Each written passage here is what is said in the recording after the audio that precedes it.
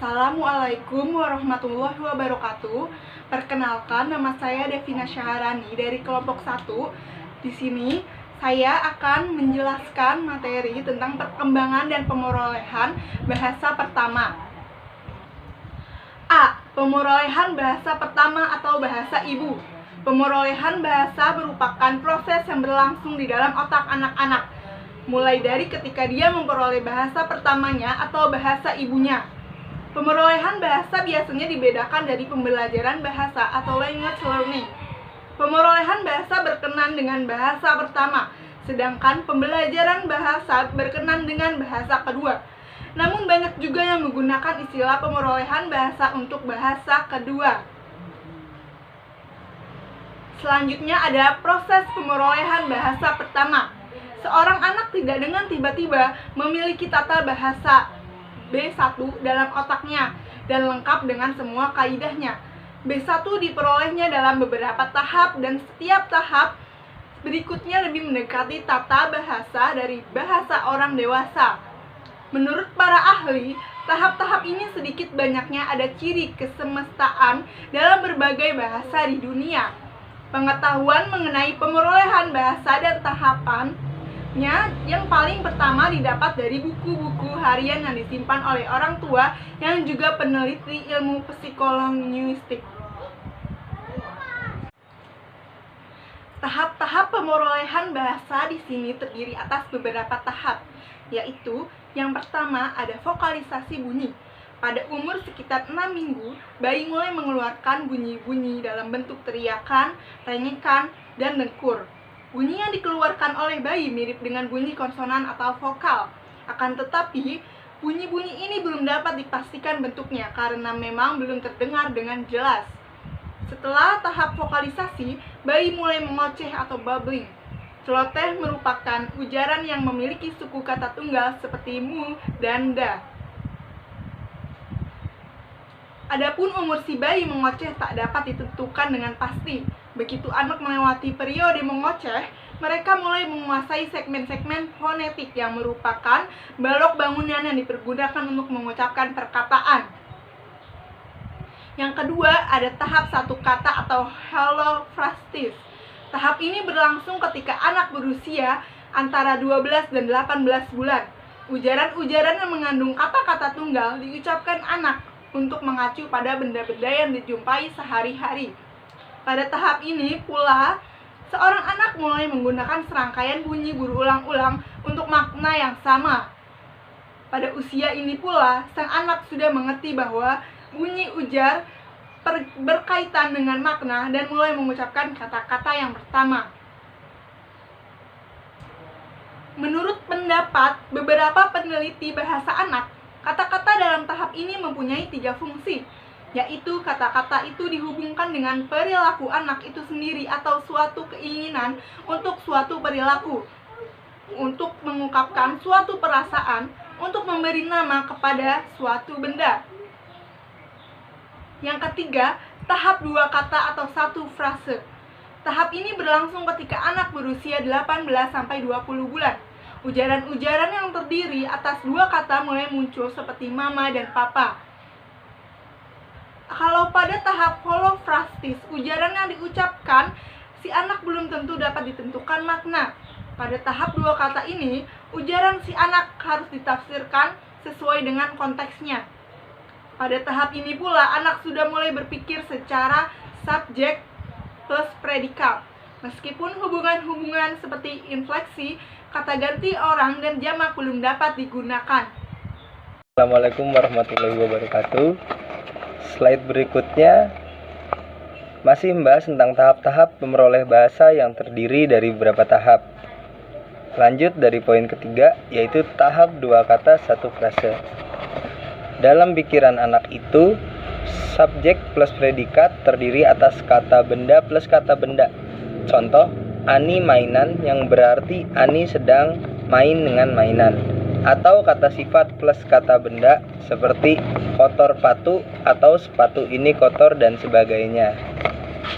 Poin 4 yaitu ujian telegrafis.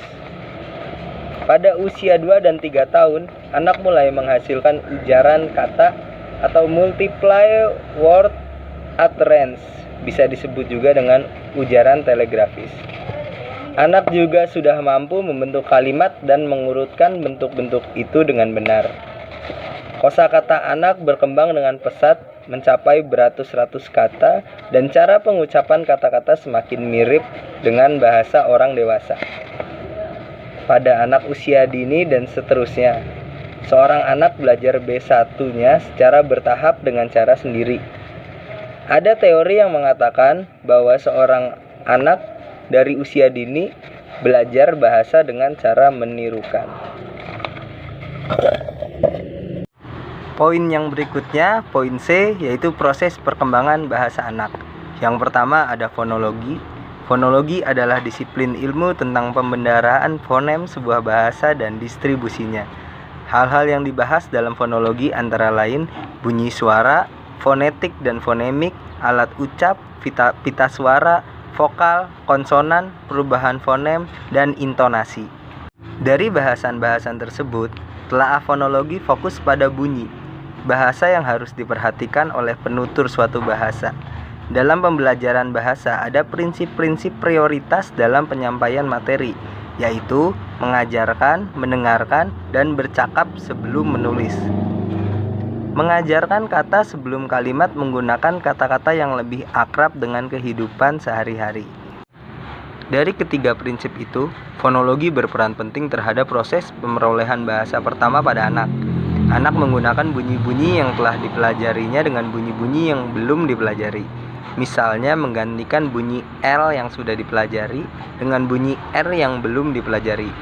Pada akhir periode berceloteh, anak sudah mampu mengendalikan intonasi, modulasi nada, dan kontur bahasa. Yang kedua, morfologi adalah cabang linguistik yang mengidentifikasi satuan-satuan dasar bahasa sebagai satuan gramatikal. Morfologi mempelajari seluk-beluk bentuk kata serta pengaruh perubahan-perubahan bentuk kata terhadap golongan dan arti kata. Atau dengan kata lain dapat dikatakan bahwa morfologi mempelajari seluk-beluk bentuk kata serta fungsi perubahan-perubahan bentuk kata, baik itu fungsi gramatikal maupun semantik. Pada usia 3 tahun, anak sudah membentuk beberapa morfem yang menunjukkan fungsi gramatikal, nomina, dan verba yang digunakan. Kesalahan gramatika sering terjadi pada tahap ini, karena anak masih berusaha mengatakan apa yang ingin dia sampaikan. Anak terus memperbaiki bahasanya sampai usia 10 tahun. Yang ketiga ada sintaksis. Diambil dari bahasa Belanda, sintaksis. Dalam bahasa Inggris digunakan istilah sintaks, yaitu cabang linguistik yang mengkaji seluk-beluk kalimat, klausa, dan frase. Sintaksis adalah penguasaan atas suatu bahasa mencakup kemampuan untuk memahami frase atau kalimat yang berasal dari kata. Sintaksis juga merupakan bagian dari subsistem tata bahasa. Sintaksis menelaah struktur satuan bahasa yang lebih besar dari kata, mulai dari frase hingga kalimat. Anak-anak mengembangkan tingkat gramatikal kalimat yang dihasilkan melalui beberapa tahap, yaitu melalui peniruan, melalui penggolongan morfem, dan melalui penyusunan dengan cara menempatkan kata-kata secara bersama-sama untuk membentuk kalimat. 4. Semantik. Kata semantik berasal dari bahasa Yunani sema, yang berarti kata benda, yang berarti tanda atau lambang. Kata kerjanya adalah semaino, yang berarti menandai atau melambangkan. Yang dimaksud dengan tanda atau lambang di sini sebagai padanan kata, sema itu adalah tanda. 2. Komponen yang diartikan atau makna dari komponen yang pertama.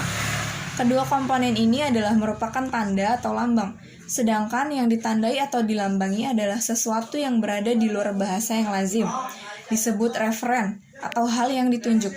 Strategi pemerolehan bahasa pertama.